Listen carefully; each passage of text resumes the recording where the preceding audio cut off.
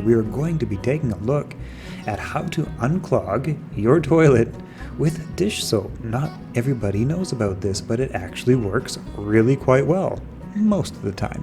One of the worst things to happen around the household is when you get your toilet clogged. The toilet is one of the things in the house that needs to be working at all times. And if your electricity goes out, you always have candles, and if your hot water goes out, well, you can always boil some hot water, but if your toilet is clogged and not functioning properly, well, that's going to make your house rather unlivable, unfortunately quick. So let's figure out how to solve that. Seriously, this is an extremely cheap and easy way to get blockage out of your toilet, and if you've never done this, well, let's make your life a little bit easier henceforth. So in this video, I've gone out of my way to actually create a pretty good clog in this toilet. You probably wouldn't use this much toilet paper normally, but for the purposes of demonstration, I actually had to work pretty hard to clog this toilet up. It was a pretty good, strong flushing toilet, and it took a little bit to actually get it backed up. That being said, once I did finally manage to get the toilet clogged, here's what you need to do. Grab your dish soap,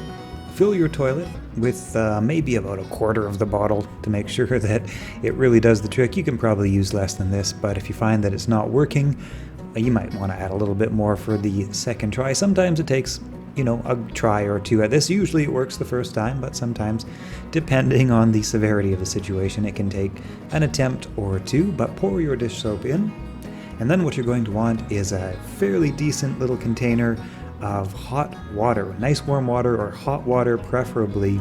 Maybe about a liter, half a gallon of hot water should do the trick. Here I'm using a oversized soup container to fill my toilet up. And just pour that hot water in.